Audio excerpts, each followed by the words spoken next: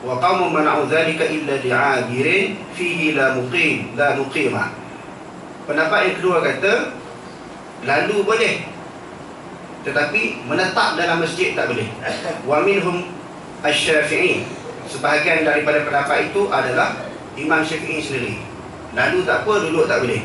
Wa qaumun abahu dzalika lil jami', dan satu kaum mengharuskan orang yang junub dan juga haid duduk dalam masjid. Maknanya khilaf. Kita nak keras sangat satu-satu pendapat tak boleh. Benda ni benda khilaf.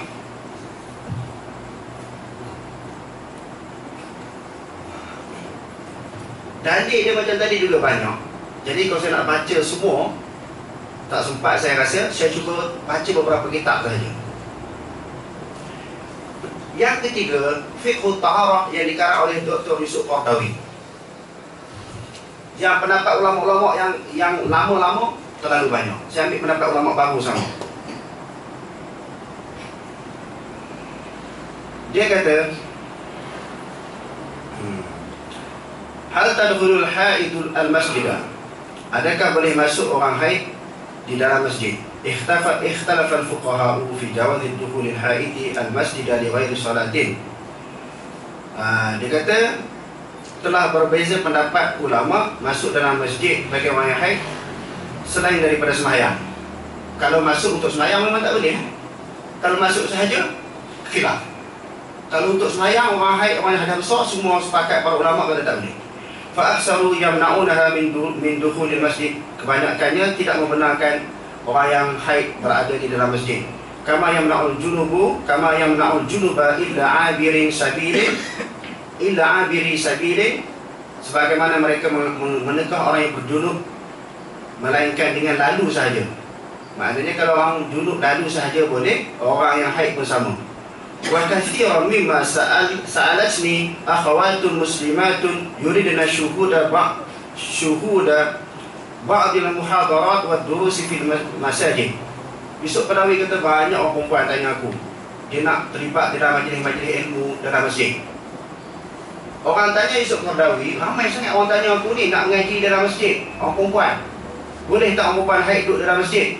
Fa kuntu aftihim bil mar'i. Yusuf Qardawi kata aku bagi fatwa kepada mereka tak boleh. Tak boleh orang perempuan haid duduk dalam masjid. Amalan biqauli jumhuril fuqara'i, kerana beramal dengan pendapat kebanyakan ulama-ulama fiqh. Walima hafiztuhu min qadimi min hadis, sebagaimana yang aku hafal pendapat aku yang lama-lama, sebagaimana yang aku belajar ilmu aku yang lama-lama tu, aku kata tak boleh. La uhillal masjida li haidin wala junubin, berdasarkan kepada hadis tidak halal akan masjid bagi orang yang haid dan berjunub. Aku pegang hadis aku mengaji lama-lama tu, aku kata haram, tak boleh. Sukrawi kata fadayyatu alaihim min amri fihi sa'atan, aku telah menyempitkan muslimat itu di dalam satu perkara yang benda itu ada keluasan. Yusuf Qardawi dah rasa tersilap dengan fatwa dia. Aku bagi pendapat telah menyempitkan orang Islam, Yusuf Qardawi kata, sedangkan benda itu ada keluasan, ada kelonggaran. Hatta nazartu ila nususis sahihah as-thubut, sehingga aku perhati dalil-dalil yang kuat dan tetap, as-sahihah yang jelas, adalah yang menunjukkan alhamdulillahi qad wajadtu fi hadzal nusus tawassi'atan wa taysyiran 'alal muslimin. Aku jumpa sebenarnya dalil yang lebih kuat bahawa harus orang perempuan haid dan orang yang berjunub berada dalam masjid. Setelah dia perhati, hadirin sekalian, Yusuf Qardawi ni orang alim, tapi bukan aliran hadis. Dia baru jumpa. Kalau orang mengaji hadis, dia akan jumpa dalil lebih dulu daripada Yusuf Qardawi. Kalau orang aliran hadis, dia akan jumpa dalam hadis Nabi. Sebab tidak ada satu hadis yang sahih, tidak ada satu hadis yang sahih daripada Rasulullah melarang orang haid dan berjunub duduk dalam masjid. Hadis sahih tak ada. Sahih tak ada. Tak kurang nanti kita baca hadis itu, kita tengok siapa perawi dia. Jadi Yusuf Qardawi kata sebenarnya dalil-dalil yang kuat membenarkan orang perempuan haid dan dia junub berada dalam masjid. Lalu dia petik perkataan waqala Ibn Hazm fi al-Muhalla, Telah berkata Ibnu Hazm di dalam Muhalla, wa jaizu lil haidi wal nufasa'i an yadkhula al masjida wa kadzalika al junubu li'annahu lam ya'ti nahyun an syai'in min dzalik. Ibnu Hazm kata harus orang haid, orang nifas berada di dalam masjid, begitu juga junub, kerana tidak ada tegahan berhubung dengan perkara tersebut. Wa qala Rasulullah sallallahu alaihi wasallam, Rasulullah kata innal mu'mina la yanjus. Ibnu Hazm ambil dari hadis ini, orang mukmin tidak najis. Hadis ini diriwayatkan oleh Imam Muslim di dalam kitab At-Taharah. Orang Islam tidak najis. Daripada hadis ini Ibnu Hazm Al-Andalusi dikata orang perempuan haid dan juga orang yang berjunub boleh berada dalam masjid. Lalu Ibnu Hazm berhujah lagi, wa qad kana ahlus suffati yabituna fil masjid bihadri Rasul sallallahu alaihi wasallam. Ahli sufah tidur dalam masjid. Ahli sufah itu lebih kurang 80 orang. Yahsabuhumul jahil wa aghniya min at-ta'affuf ta'rifuhum bisimahum la yas'aluna an-nasa ilhafa. Surah Al-Baqarah juzuk yang ketiga. Sebahagian daripada ahli sufah Abu Hurairah. Ahli sufah ni pemuda-pemuda di zaman Nabi tidur dalam masjid berbulan-bulan, bertahun-tahun. Biasanya ulama kata kalau orang lelaki dia mimpi lah, mimpi keluar air mani, dia hadam besar. Rasulullah tak larang keluar, Rasulullah tak larang. Ini di antara dalil yang dihujahkan oleh ulama. Tiba-tiba tuan-tuan tak puas hati dengan dalil-dalil yang dikumpulkan oleh Yusuf Qaradawi ataupun Ibnu Hazm Al-Andalusi di dalam Muhalla. Tuan-tuan tak puas hati, tak boleh terima, tak apa, apa dalil lah. Tak apa, tak ada masalah, tuan-tuan tak boleh terima. Tuan-tuan nak pegang kata pendapat yang kata tak boleh, silakan, tak ada masalah, tak perlu berbalah masalah ini. Tetapi di sudut ilmu kita kena cerita ke semua pendapat. Begitu juga Ibnu Hazm, yang ini bukan Ibnu Hazm sajalah. Ramai lagi ulama berdalilkan dengan hadis yang kita akan baca ini. Kama istadalla Ibnu Hazm ma rawahu Bukhari min hadis Aisyah ummul mukminin anna walidat as-sauda kanat li hayy min al-arab fa'atiquha faja'at ila Rasulillah sallallahu alaihi wasallam fa aslamat wa kana laha khiba'un fil masjid. Ini cerita panjang dalam Bukhari. Dalam bab bab sembahyang ni, bab orang perempuan naumul mar'ati fil masjid, bab orang perempuan tidur dalam masjid. Seorang perempuan daripada kalangan satu kabilah Arab, cerita dia panjang dalam Bukhari. Saya ringkaskan. Dia bertemu dengan Nabi, dia masuk Islam setelah dia dihina, dicaci oleh kaum dia di dalam Sahih Bukhari. Lalu dia pergi ke Madinah, tak ada tempat tidur. Rasulullah ada tidur dalam masjid, lama duduk dalam masjid. Jadi ulama-ulama kata orang perempuan ni biasanya dia datang haid lah duduk dalam masjid. Lalu Rasulullah tak larang. Kamu ni ingat, kamu boleh tidur, tetapi kalau datang haid kamu kena keluar. Rasulullah tak cakap macam tu. Lalu Yusuf Qaradawi kata, fiqh taharah kata, bagi aku nampak perkara ini suatu kelonggaran. Boleh.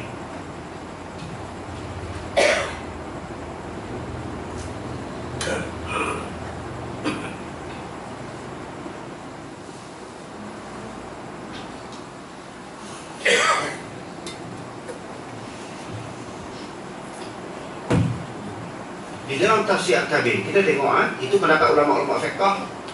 Boleh tu khilaf, banyak juga ulama yang kata boleh. Kita tengok dalam tafsir pula tuan-tuan. Ulama-ulama tafsir kata apa? Tafsir Al-Kabir yang dikarang oleh Imam Fakhrul Razi, bukan jalan awam Ustaz Razi.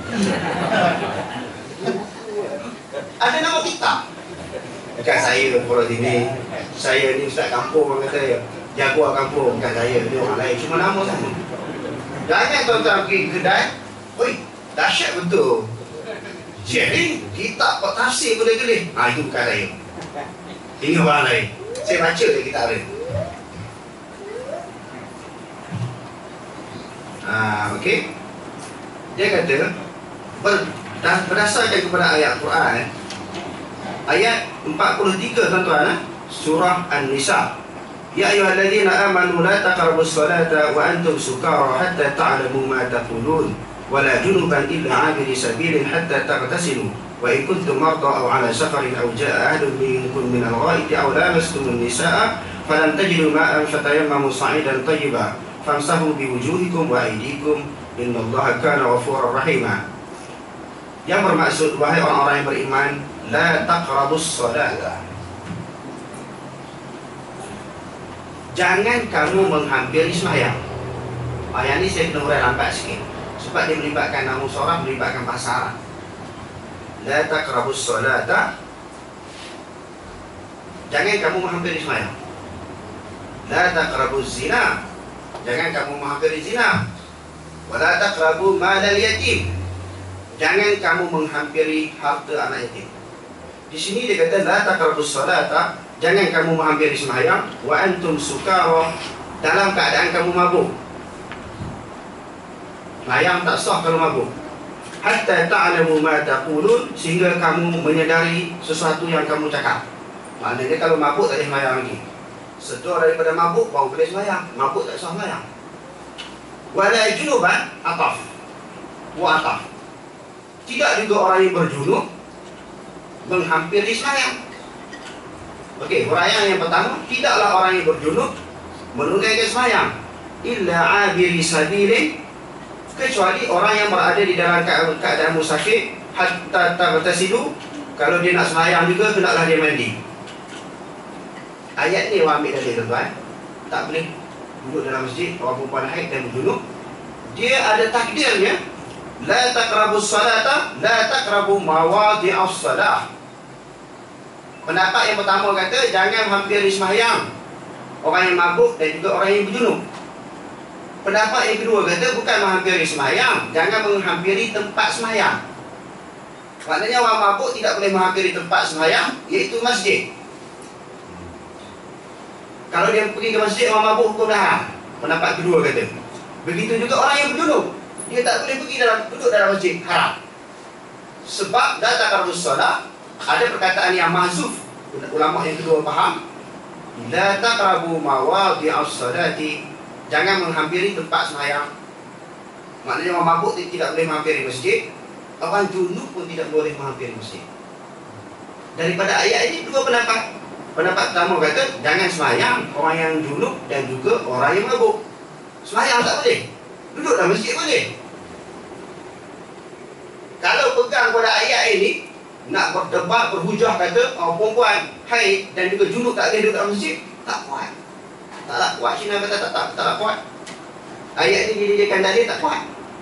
Sebab dia dalil ihtimal kita mengaji usul fiqh. Bukan dalil qat'i, bukan dalil jelas. Kita tengok Imam Fakhrul Razi kata apa.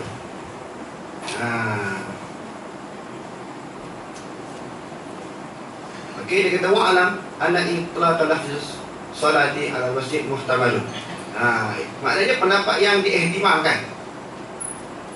Pendapat yang kedua, wa alaihi aksarun al-muradu bis salah. Fi hadhihi al-ayah nafsus salah. Jangan menghampiri sembahyang bukan tempat sembahyang. Sembahyang itu jangan dekat bagi orang yang mabuk dan juga orang yang berjunub. Itu pendapat yang kuat Imam Fakhrul Razi kata.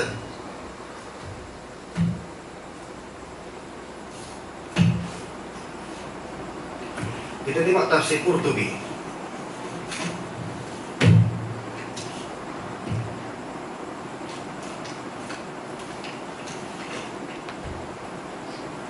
Jadi Imam Qurtubi pun mengemukakan dua pendapat. Dalam tafsir Qurtubi pun Imam Qurtubi menyebutkan dua pendapat. Pendapat yang pertama tadi jangan menghampiri sembahyang. Orang yang berjunub tak boleh sembahyang, orang yang mabuk tidak boleh sembahyang. Jadi tak boleh sembahyang saja, duduk tempat sembahyang masjid boleh. Cuma pendapat yang kedua tadi sebut tak boleh pergi masjid orang yang berjunub ini, tak boleh duduk dalam masjid, begitu juga orang yang mabuk. Maknanya dua pendapat juga. Secara kesimpulan, nak pegang, nak dijadikan dalil ayat ini sama-sama tak kuat. Tapi saya nampak kalau tengok kepada asbabun nuzul, kepada ayat yang kita bacakan tadi, sahabat pergi sembahyang. Mula-mula yas'alunaka 'anil khamri wal maisir qul fihima ismun kabirun wa manafi'un linnas wa ismuhuma akbaru min naf'ihima. Surah Al-Baqarah, juzuk yang pertama. Mereka tanya kamu berhubung dengan arak dan judi. Katakanlah arak dan judi itu lebih besar daripada munafaat keduanya. Peringkat permulaan, minum arak boleh jadi boleh lagi, berjudi boleh lagi. Selepas pada tu, sahabat-sahabat minum arak, sampai nak sembahyang maghrib ni, dekat-dekat nak sembahyang maghrib, minum arak lagi. Lalu daripada kalangan mereka jadi imam selepas minum arak. Jadi imam. Bila jadi imam pening. Imam minum arak. Cuba bayang, selepas minum arak jadi imam. Jadi makmum pun dah pening, jadi imam lagi. Baca sembahyang maghrib, baca ayat Quran, qul ya ayyuhal kafirun a'budu ma ta'budun. Katakanlah wahai orang kafir, aku sembah apa yang kamu sembah. Sebab pening kepala tadi, sebab mabuk. Tinggal perkataan la. Okey, dengar ada tak? Dia sembahyang. Selepas tu turun ayat Quran, ya ayyuhallazina amanu la taqrabus salata wa antum sukara. Wahai orang yang beriman, jangan kamu menghampiri sembahyang. Bukan menghampiri tempat sembahyang, menghampiri sembahyang, bukan tempat sembahyang. Jadi maknanya kalau ikut Quran, pendapat yang kuatnya, orang berjunub dan juga orang haid tak boleh sembahyang, duduk dalam masjid boleh. Hak kata tak boleh tu betul dah, itu disebut fiqh. Pendapat ni kan berbeza kan. Dalam Quran, kalau yang kuat begitu. Begitu juga disebut di dalam Ayatul Ahkam oleh Ali As-Sabuni. Dia cerita berbagai pendapat juga. Pendapat pertama tak boleh, pendapat kedua kena wuduk dulu, pendapat yang ketiga boleh secara mutlak. Yang terakhir saya baca, ada tafsir Hadaiqu Ar-Rahu wa Raihan. Dia ada 30 jilid lebih. Ini jilid yang ke-6. Dia ada lebih kurang 34 jilid. Dia sebut di sini, okey, pendapat yang kuat dia tafsir macam mana? Ya ayyuhallazina amanu, wahai orang-orang yang beriman, bima ja'a bihi Muhammadun sallallahu alaihi wasallam, la taqrabus salata. Janganlah kamu sembahyang, ai la tuqimus salata. Siapa-siapa yang sikit-sikit boleh bahasa Arab ni, tengok sikit. Jangan tidur. Tengok saya urang ni. Tengok sikit tak faham pun. Ya ayyuhallazina amanu bima ja'a bihi Muhammadun sallallahu alaihi wasallam, la taqrabus salata ai la tuqimus salata. Jangan kamu sembahyang, bukan jangan kamu menghampiri tempat sembahyang. Wa antum sukara ay hada qaunikum nashawa min syurbi syarak. Dalam keadaan kamu mabuk minum arak. Hatta ta'lamu ma taqulun ay ila ma ta'lamuna qabla syuru' fiha ma taqulunahu. Maknanya kena sedar dulu daripada mabuk baru kamu sembahyang. Kita tengok bi an tufiqu minas sukari. Minas sukar maknanya setelah kamu sedar daripada mabuk. Wala tutimuha hala qaunikum junuban ay muttasifina bil janabah. Janganlah kamu mendirikan sembahyang di dalam keadaan kamu berjunub. Bukan menghampiri tempat sembahyang, jangan sembahyang. Illa hala qaunikum, kecuali di dalam keadaan kamu abiri sabilin ay musafirina. Setengah ulama faham abiri sabilin, lalu masjid boleh. Itu pendapat ulama Syafi'i. Lalu boleh orang junub haid ni. Tapi dalam kitab ni pula sebut abiri sabilin, bukan maksud lalu dalam masjid, iaitu orang musafir.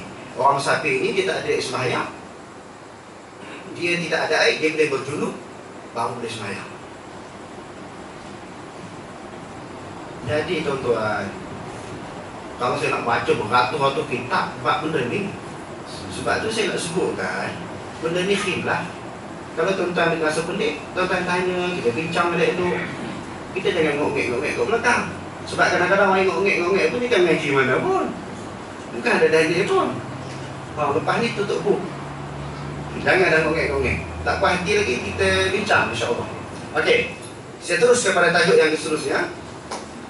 Hukum orang kafir makan daging korban. Ini pun melompat juga melompat.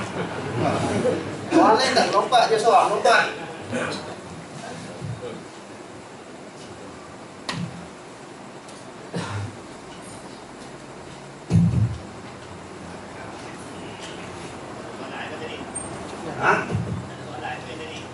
Buka kalau nak debat ni.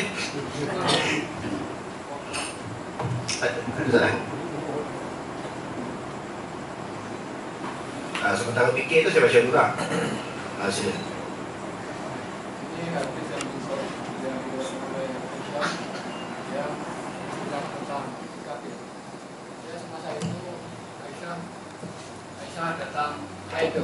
Tapi dalam ini Rasulullah SAW tidak menyuruh keluar dalam iktikaf. Sambung lagi oleh hadis yang diriwayatkan oleh Ummu Hadiyah. Dia ada tambahan yaitu memakai minyak wangi-wangian. Nah, ini macam nak sokong saya. Maknanya Rasulullah ketika masjid dia datang haid. Satu, tak pernah dia turun tambah. Dapat model free tak kat saya hari ni. Dalam masalah bab haji, Rasulullah tengok bawa Aisyah berhaji. Tiba-tiba datang haid Aisyah, nangis-nangis dia. Tak ada nak selesaikan ibadah haji. Innaki nafisti, adakah kamu telah datang haid? Oh, ya Rasulullah. Aisyah kata. Dia kata if'ali kama yaf'alul hajj illa an tatufi fil bait. Buat semua perkara kecuali kamu jangan tawaf je. Tawaf tak boleh orang haid. Nak duduk dalam masjid boleh. Kaabah tu dalam masjid ke luar masjid? Tak boleh Mekah. Buat apa sahaja sebagaimana orang haji buat. Cuma kamu dengan tawaf. Dah ada cukup banyak kalau saya nak baca. Maknanya sahabat saya ni tolong tokong lagi. Okey, saya tak payah ulas. Bab orang kafir makan daging korban, saya buka kitab Tawsar tu, Majmu' Imam Nawawi. Majmu' Imam Nawawi ya. Jilid yang ke-8. Dia kata apa? Waqtalafa fi it'ami fuqara'i ahli zimmah. Ulama berbeza pendapat bagi makan daging korban kepada orang kafir. Farakhasa fihi Hasanul Basri wa Abu Hanifah wa Abu Thawr. Telah memberi kelonggaran oleh Hasan Basri, Abu Hanifah dan Abu Thawr. Abu Thawr ulama dalam mazhab Syafi'i. Dia kata harus. Wa qala Malik ghairuhum ahabbu ilaina. Imam Malik kata kalau bagi kat orang lain aku lebih suka. Kalau bagi kat orang lain aku lebih suka dia. Wa kariha Malikun aidan i'ta' an-Nasrani jild al-udhiyati. Dia juga memakruhkan bagi kulit kepada orang Nasrani. Atau syai'an min lahibiha, ataupun sesuatu daripada dagingnya. Wa kariha Laisu qala fa ittubiha lamuha fala ba'sa bi akli zimmi ma'al muslimi minhu. Dia kata pula, Lais kata kalau masak pula orang kafir boleh makan. Tapi kalau mentah tak boleh. Pendapat Lais. Lais suruh masak dulu. Hadza kalamul Muzir. Walam ara li ashabina kalaman fihi wa muqtada al-mazhabi. Imam Nawawi pula kata wa muqtada al-mazhabi annahu yajuzu it'amuhu min dhahiyati tatawwu' duna al-wajib. Tetapi pegangan mazhab kami, orang kafir boleh makan daging korban yang sunat, yang tidak melibatkan yang wajib. Wajibnya apa dia? Melibatkan korban yang nazar. Dalam mazhab Syafi'i sendiri, orang kafir boleh makan, tak boleh makan daging korban, ada dua pendapat. Di dalam Baijuri, di dalam Mata'u Badrin, di dalam Sabil al-Muhtadi, di dalam Iqna' tak boleh. Dua pendapat. Pendapat pertama tidak boleh, hukum dia haram. Pendapat yang kedua, pendapat yang merupakan pendirian mazhab. Pendapat yang merupakan pendirian mazhab Syafi'i. Maknanya pendirian mazhab itu pendapat yang paling kuat daripada pendapat beberapa ulama. Dia ada beberapa pandangan ulama. Ini pendirian mazhab. Dia kata apa? Saya ulangi sekali lagi. Wa muqtadal mazhabi. Wa muqtadal mazhabi maknanya pendirian mazhab. Annahu yajuzu it'amuhum min dhahiyati tatawwu. Bahawasanya harus memberi makan akan mereka itu daripada korban yang sunat. Korban yang sunat ini tak melibatkan nazar, korban yang biasa-biasa kita buat. Tapi tak perlulah tuan-tuan korban tahun ni ambil dari korban pergi kepada Liman Gati kecil. Carilah orang Islam, kita melampau susah ni. Kok kita berjiran dengan orang kafir, kita buat kenduri kan. Kok dia datang, makanlah. Nak kata pergi cari sampai ke cemur tu, itu kafir kan. Cari cemur, cari apa dia, kain-kain kafir cemur tu. Tak wajib lah. Orang Islam kita susah ramai. Cuma kalau dia datang rumah kita, pergi makan. Saya pernah pergi ke Kelantan beberapa tahun yang lepas, raya haji. bayang di Pulau Melaka, sembahyang Zuhur. Hari yang keempat, Tok Guru Aziz telefon, dia buat pengumuman. Dia kata siapa-siapa yang hadir ni semua pergi makan. Dia buat keluri sikit dia. Saya pun keluar lah. Dengan Lee pergi belakang. Dengan Lee pergi. Dia pergi makan, saya tengok Cina datang, orang putih datang, India datang. Saya tanya anak dia, Nek Andri, kebetulan Nek Andri tu kawan saya. Saya tanya, Syekh, ayah kita buat keluri yang boleh, orang Cina pun datang, korban. Boleh kau? Saya dah baca kitab ni, biasalah ayah saya. Dia tak tahu kata ayah dia buat apa dia korban bagi orang kafir. Kalau fatwa Ustaz Muhammad Aziz sesat, Nek Aziz sesat. Aku baca kitab tak nak percaya. Sebut Tok Aziz pun nak percaya. Payah orang pai. Kalau tak sebut nama guru dia, dia tak okey. Sebut kitab dia tak okey.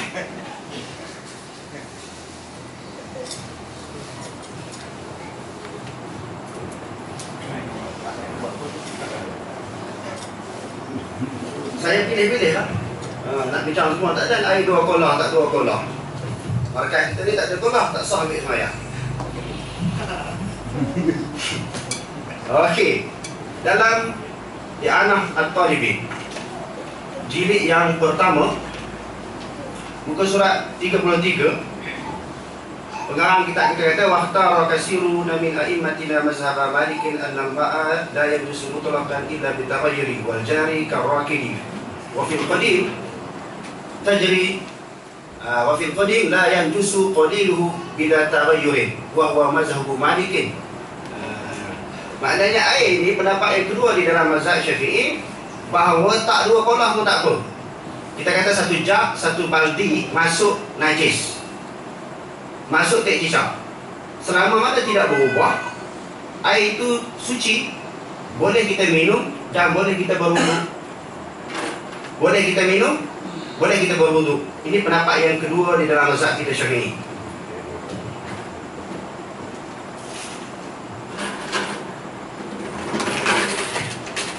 Tuan-tuan, hari kita jauhi tuan-tuan yang mengaji di pondok kok. Pondok ke sekolah Arab ke mana masjid, Bughyatul Tulab. Dalam Bughyatul Tulab, muka surat 2, dia kata pada Khasyah zaman dan telah memilih kebanyakan daripada ashab kami, iaitu ulama-ulama Syafi'i, yakni ulama yang mutaqaddimin, ulama-ulama yang terdahulu, mazhab Imam Malik, bahawasanya air itu tiada menajiskan melainkan dengan berubah, dan jika tiada berubah, suci ia jikalau sedikit, katanya. Walaupun sedikit yang dimaksudkan di sini tidak cukup dua kolah. Di dalam Kifayatul Muhtadi, muka surat 57, dan telah memilih beberapa banyak daripada ulama kita akan mazhab Imam Malik. Dalam bab air ini, kebanyakan ulama Syafi'i pegang ikut pendapat Imam Malik akan bahawasanya tiada najis air itu melainkan dengan berubah, sama ada sampai ia dua kolah ataupun tiada, dan pada qaul qadim bagi Imam Syafi'i. Air itu dalam gelas ni jatuh tek cicak, tak berubah bau, rasa dan warna, boleh minum berdasarkan kepada pendapat Imam Malik dan juga kebanyakan ulama Syafi'i. Kalau satu banting lagi boleh, lalu tak lalu itu perasaan. Kita nak bincang masalah hukum. Kita nak bincang masalah apa? Masalah hukum. Dah sejam lebih dah. Kalau semua ni nak tahu lebih lanjut, pergi ngaji di Taman Piana. Saya tak boleh cerita semua. Tak ada. Kalau pening lagi, itu hak dia lah. Kalau pening lagi, pergi kedai luar tu, beli Panadol. Beli Panadol. Nak jelas, pergi mengaji sungguh. Dengar-dengar macam ni, tak jadi. Kena mengaji secara talaqi. Mengaji hadis baru jumpa benda ni, tuan-tuan. Kadang-kadang orang pening tu. Aku duduk di pondok tu dah lama. Saya pun mengaji pondok, alhamdulillah. Tak jumpa. Sebab kita tak melalui sistem pengajian hadis, memang kita tak jumpa lah. Walaupun mengaji mana-mana sajalah dalam dunia ni, dia buat BA ke, PhD ke, dia buat master ke, bahagian syariah ke, usuluddin ke, tamadun Islam, syariah, siasat syariah ke, dia tak jumpa benda-benda ni, tuan-tuan. Nak jumpa benda ni, kena ada mengaji, belajar hadis secara talaqi, baru dibahas benda macam ni. Mungkin tak jumpa. Saya pun dulu masa saya belajar di pondok, saya tak jumpa dari ni. Setelah saya belajar hadis, alhamdulillah Allah Ta'ala takdirkan saya belajar di Pakistan, dapat peluang belajar hadis ini. Bukhari, Muslim, Abu Daud, Tirmizi, Nasai, Ibnu Majah, Muwatta Imam Malik, Kitabul Asar, Ma'ani Asar Imam Abu Tahawi, Musnad Imam Ahmad, Musnad Imam Abu Hanifah. Hampir 10 kitab ni saya belajar, baru saya jumpa. Bila lagi kita mengaji hadis, lagi nampak jahil, lagi rasa tak ada ilmu. Heran itulah orang mengaji sikit-sikit 2-3 kitab, kitab jangan kitab kuning dia rasa anjing. Orang mengaji hadis tafsir dia rasa jahil, lagi mengaji lagi tak tahu. Yang Sani sebut orang mengaji kitab Jawi ni ahlul kitab. Saya ingat ahlul kitab ni Yahudi dan Nasrani. Dia kata ahlul kitab ni orang mengaji kitab Jawi. Jadi maknanya tuan-tuan, kalau kita lagi mengaji lagi, nampak kita tak pandai, kita jahil. Yang nak bagi rasa alim, nak bagi rasa hebat, tak usah mengaji. Oh, maksud masa hebat. Okey, dah lama dah saya cakap, saya sudah berfungsi balik lah. Tuan-tuan nak tanya ke, nak bincang ke, nak berzakarah ke, sila.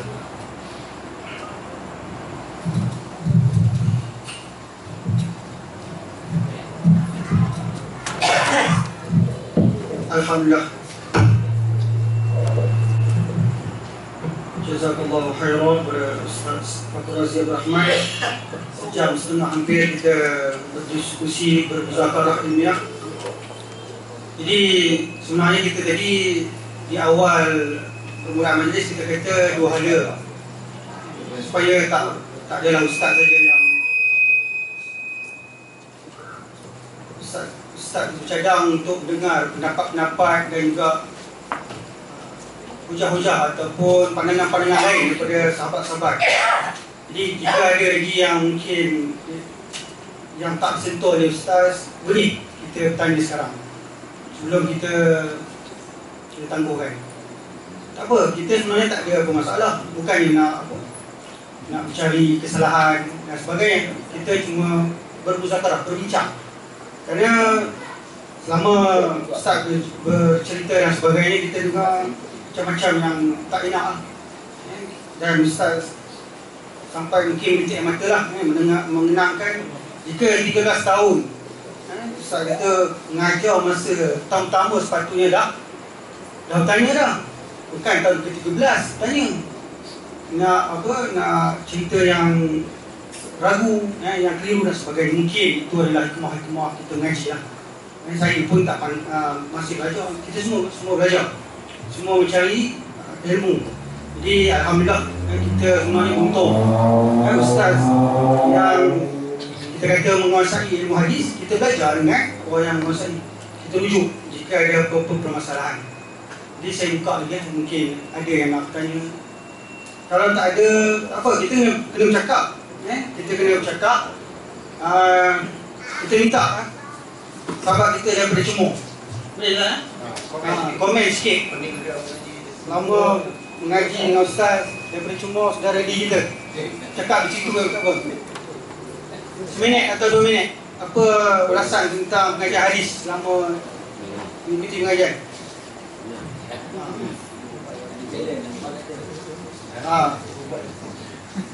No komen kita nanti dulu. Saudara Mak ada? Tak ada ya? Cik Kuping minta sikit 1 minit atau 2 minit cakap. Apa ni? Bismillahirrahmanirrahim. Assalamualaikum warahmatullahi wabarakatuh. Saya mewakili Surau Ujung Tanjung lah. Nama ambil Ustaz Razi sebagai guru kami untuk mengajar Bahrul Mazi dan Karam Syekh Idris Al-Marzawi. Sepanjang kami di Surau Ujung Tanjung tidak ada masalah apa. Sebab kami secara terbukanya akan berbincang. Sekiranya ada satu konflik ataupun permasalahan yang kita rasa meragu-ragukan, kita akan bincang. Dan saya pun akan membuat rujukan semula melalui internet dan permintaan sebagainya, dan bertanya pada kita dengan ustaz-ustaz lain. Dan saya juga merakam setiap kali ustaz ni membuat kuliah, saya akan rakam dengan video. Dan sekiranya benda tu sahih, saya akan gunakan dalam YouTube. Kita tengoklah dalam YouTube. Dan sepanjang yang saya berada di Surau Ujung Tanjung, belumlah ada lagi suara-suara sumbang yang saya dengar setakat ini. Mohon akan datang Allah alam. Jadi sekian. Assalamualaikum. Terima kasih kepada Cikgu Pik, Wakil Ujung Tanjung. Tak ada apa-apa yang menimbulkan, kerana terus bertanya. Memang yang cantiknya kita terus bertanya jika ada kekeliruan. Ada juga saya ikut Ustaz ajak pergi sampai ke mana? Ke Manong kan. Memang banyak soalan. Orang lama bertanya. Jadi dia tengok sesi 2 hala tu menarik. Kerana kita raih-meraihkan, nak pegang apa ilmu ataupun apa yang dia mengaji masa yang dulu, silakan Ustaz kata kan. Jadi okey, jadi kita terus pada sebenarnya kita ada Zul daripada Talang ni. Kita nak datang mungkin ada hal daripada ni kawan Zul ni. Siapa nama saudara Boleh Candan. Kita bagi pandangan sikit selama mengaji dengan Ustaz. Silakan.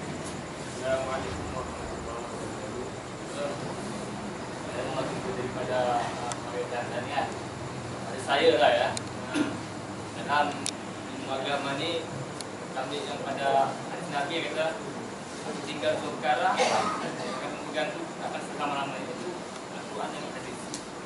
Jadi kalau kita tak payah ragu lagi kalau tak Quran hadis, itu dah yang paling benar.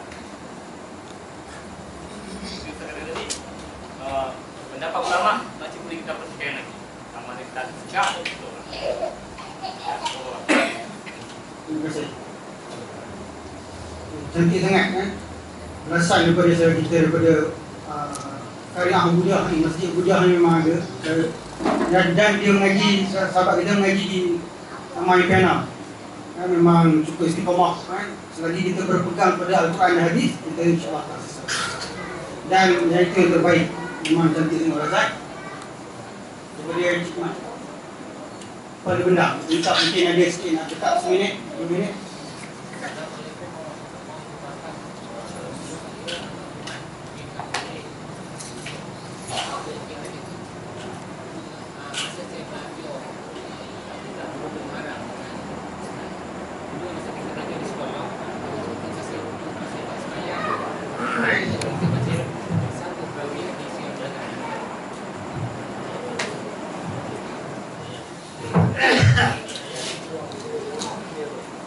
Assalamualaikum warahmatullahi wabarakatuh. Nama saya Ahmad Jumat bin Kamarudin, duduk di kampung Pekiat. Masa belajar dengan Ustaz Kitab Bulughul Maram, dia menegakkan bab iqamah, bab bersuci, bab semayang dan sebagainya. Semua sekali dengan Kitab Bulughul Maram. Selama ni yang kita faham, macam saya dulu belajar, kita belajar sekolah biasa. Tak ada belajar mana dah belajar bab ambil wudu, cara ambil wudu. Tapi tak ada dalil, cuma sekadar untuk dari mana asalnya wudu itu macam mana. Tapi apabila kita belajar hadis, alhamdulillah kita faham dari mana asalnya wudu itu, dari mana asalnya semayang. Alhamdulillah, mana kita faham, mana kita ada dalil apa yang kita buat. Contohnya dalam kitab Bulughul Maram, saya ni minat main motocross. Kalau perempat tu gemuk juga, tapi buat kerja sia-sia ke? Tapi kita tengok dari segi hati, sebab orang mana Nabi menggalakkan kita menunggang kuda di cukup mana. Zaman Nabi ada kuda, zaman sekarang kita buat kita tak ada kuda, kita ada buat motocross. Kita layan motocross, kita lompat macam kuda itu kan. Wallahualam. Assalamualaikum warahmatullahi wabarakatuh. Terima kasih kepada Cik Mat kita. Jadi alhamdulillah, macam kata wakil ni, kita minta ni wakil daripada Taman Unggar Raya, Haji Marwan, Pengurusi Darul Shifa. Memang dia nak cakap daripada tadi.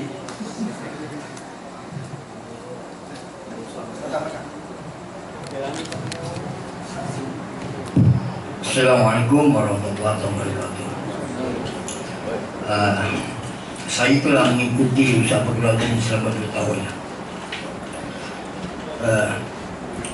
Dasar ilmu ini kita mesti bersumber kepada hadis Rasulullah dan kitabullah. Imam Syafi'i pun kita boleh pertikaikan, ya. Pasal dia daripada hadis Rasulullah, tapi dia menyampaikan. Kalau Imam Syafi'i pun kata wa idza sahal hadisu fa huwa mazhabi, Kalau dia kata kalau ada satu hadis sahih itu adalah mazhab kamu, kenapa kita yang ni bukan Syafi'i boleh menolak? Bermakna dia bukanlah syahid dengan satu pendapat. Saya ambil contoh pada masalah kunut lah. Imam Syafi'i dia memang syahid dengan kunut. Tapi apabila dia pergi karya Maliki, dia tak buat kunut apabila dia jadi imam. Tapi karya Maliki kata, kenapa tak buat kunut? Aku meraihkan pendapat Maliki. Jadi kalau Imam Syafi'i boleh meraihkan, kenapa kita tak boleh? Jadi saya rasa kalau tuan-tuan baca kitab daripada Dr. Yusuf Al-Qardawi dalam bukunya Halal wal Haram, dalam awal sekali cakap, saya itu dia mengatakan bahawa cukup tidak rasional apabila kita mengikut satu mazhab saja. So tuan-tuan dan puan-puan boleh pilih sendirilah. Kalau yang baik itu mesti dari Allah SWT. Tapi apa yang saya cakap ni, wallahu a'lam. Tuhan itu lebih mengetahui dari saya. InsyaAllah. Terima kasih. Izin awal. Makhir Ustaz minta makhir daripada Lani. Minta cakap 1 minit. 1 minit Ustaz dia cakap lama dah. Ustaz kata nak minta sahabat-sahabat cakap 1 minit. Isiko. Yang muda. Suara orang muda. Assalamualaikum warahmatullahi wabarakatuh. Bagi kami ni sepakat ni tak ada salah. Kami sudah bekerja selama 2 tahun baru balik. Kemudian saya pun itu baru ditambahkan anak. Setakat ni seperti yang saya boleh kata lah, adalah kami memuling-muling pun mungkin untuk cerita Pak Hukum. Jadi aku pun kami ucapkan terima kasih lah untuk Ustaz Razi. Allah Allah. Okey. Terima kasih. Tak ada sampai kuliah ni? Tak ada. Sampai nampak kuliah ni. Jadi ya alhamdulillah. Terima kasih. Sebenarnya ada seorang ni memang nak cakap dua kali. Sepatutnya pengurusi majlis. Dr. Fadil. Di belakang dia nak cakap. Dia nampak. Okey, silakan. 2 minit. Dia mic. Tak sampai ke? Sampai tak? Begitu. Cukup. Sampai. Sepatutnya Dr. Fadil duduk depan ni.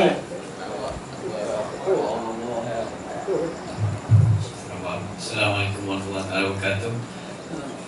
Yang saya hormati tuan guru saya Ustaz Fadil dan juga sahabat saya Cikgu Masri. Jadi alhamdulillah saya dah lama je lah, lebih pada dekat 8 atau 9 tahun lah saya mengikuti kuliah Ustaz ni. Kali pertama saya dengar Ustaz cakap apa ni, kura-kura boleh makan, labi-labi boleh makan. Saya bengang Ustaz ni sebenarnya. Tak canggah dengan apa yang saya belajar. Okey. Tapi walau bagaimana tuan-tuan, kita kena rasional, bukan emosional. Jadi saya pun pernah berdebat juga lah, berpeluh tu kami dua orang. So saya kata saya bawa tu guru saya, adalah sekian-sekian tu guru saya. Jadi berhujah lah. Tapi metodologi Ustaz ni bagus. Dia meraihkan, bukan dia kata pendapat tu salah, tapi dia kata pendapat ni ada satu pendapat A, pendapat B, pendapat C, pendapat D, pendapat dan macam-macam pendapat. So itulah saya rasa kita kena ambil metodologi Ustaz ni dalam kita menyampaikan dakwah. Sebab saya pun kadang-kadang kontak macam-macam Ustaz. Saya yang menganggap mereka tu setengah tu memang tak ada maklumat.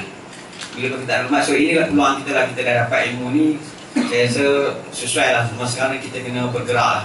Jangan kita kata bukan masa lagi. Bagi saya perkataan itu tak sesuai. Kalau kita kata bukan masa, mana guna pun tak sesuai. So inilah masanya kita bangun. Biar permulaan memang orang, saya pun kena kata macam-macam, orang masa macam-macam. Saya kena kutuk dengan betul-betul setengah-tengah untuk guru. Saya rancang telefon macam-macam ni, memang kena kutuk. Setengah tu meraihkan, setengah tu dia cuba nak menjawab tapi tak betul.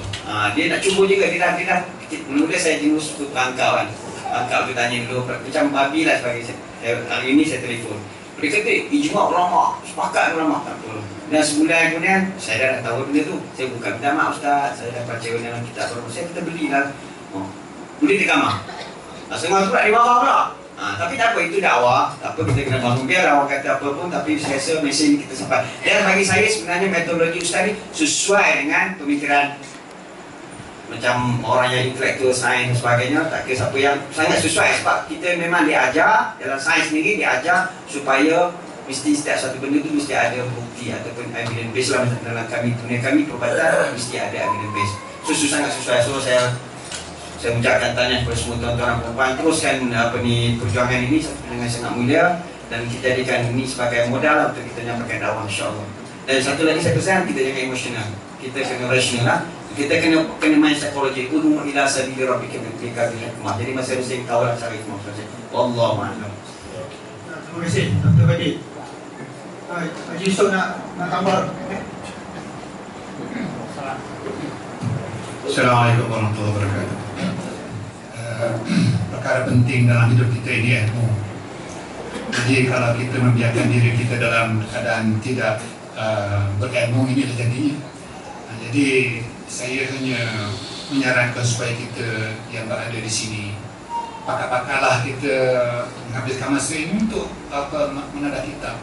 Kalau di sini sudah ada ditakdirkan seorang ilmuwan hadis, apa kita tidak ramai-ramai untuk mendapatkannya. Tadi kita dengar bahawa kita hidup ini tidak akan sesat melainkan kita tidak sesat kalau kita berpandu kepada Quran dan hadis. Kalau kita biarkan ianya tidak dipecah dan ke mananya, kita akan sesat selama-lamanya. Kita hanya berkatakan kita berpandu Quran. Betul lah kita berpandu Quran. Betul lah kita dah baca Al-Quran dan faham Al-Quran itu. Dan